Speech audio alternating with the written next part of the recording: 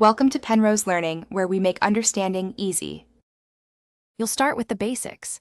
Make sure your Samsung is awake and unlocked, then swipe down from the top edge once or twice to open Quick Settings.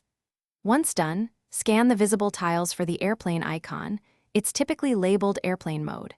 If you don't see it, pull down again to expand the full Quick Settings panel because the tile may be hidden in the collapsed view. You're doing this so you can toggle connectivity fast without digging into menus. Now tap the Airplane Mode tile to turn it off. You should see the icon dim or change color to indicate it's disabled. Once you tap, wait a few seconds while the phone restores cellular, Wi-Fi, and Bluetooth radios. That delay is normal. If the tile wasn't present, go to Settings, then Connections, and toggle Airplane Mode off from there.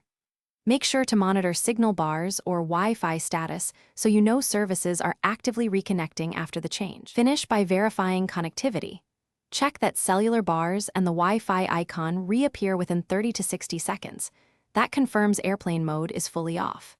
If networks don't come back, restart the phone to reset radios, because a reboot often fixes stubborn reconnection issues.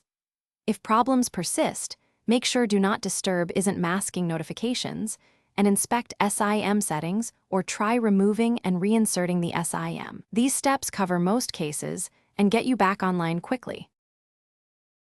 Thanks for watching. If this was helpful, leave a like and consider subscribing. See you next time.